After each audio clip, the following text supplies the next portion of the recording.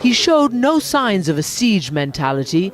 That's perhaps because he remains utterly unconvinced that there is an uprising against him. No demonstration at all in the streets.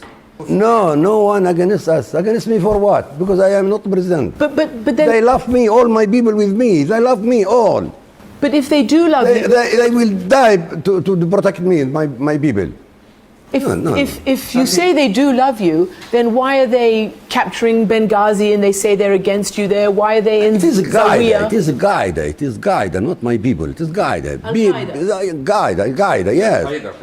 Colonel Gaddafi, the President of the United States, the leaders of Britain and other leaders are calling on you to step down, to leave Libya, to leave your position of power.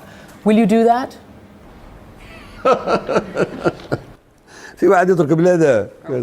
Who would leave his homeland? Why do I leave my homeland? Why do I leave Libya?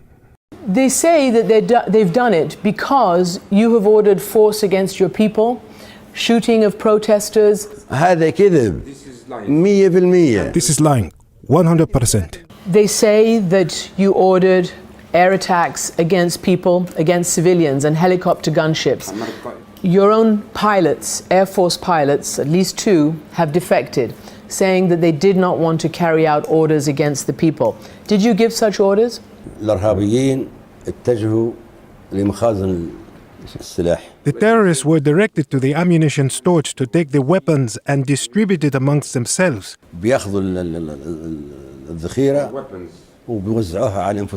So the orders were given to strike these places with planes, so the weapons don't get in the hands of the terrorists. The international community is concerned about stockpiles of mustard gas or other kind of chemical weapons. Would you ever use those?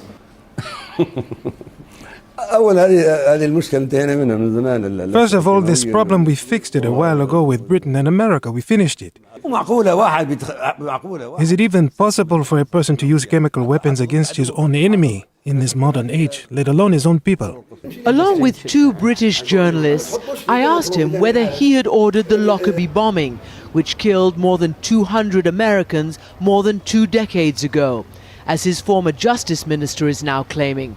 Gaddafi would not give a direct answer. This is a door to a conversation we are finished with. I am not prepared to walk between graves. But despite Lockerbie, Gaddafi was brought in from the cold several years ago after giving up his weapons of mass destruction. The United States and other countries lifted sanctions and started doing business with Gaddafi again. Do you feel betrayed by the United States? How do you account for how they are towards you now, today? Of course, it's a betrayal, a big betrayal. And there are no manners, it's silliness, beyond silliness, that the world can base their decisions on media reports. Is it possible that the world's decisions are being based on these reports? Political decisions. They should be looking for the truth of what is happening on the ground in Libya, then make their decisions. We asked him what he thought of President Obama. My opinion I've said before on many occasions. I believe he was a good young man. I supported his international policies, and the relationship between the 2 countries has changed. But it seems he's been misinformed, and I can't believe the statements he has made. He said he thought outside powers wanted to recolonize Libya, and he vowed to fight off any invaders alongside the Libyan people.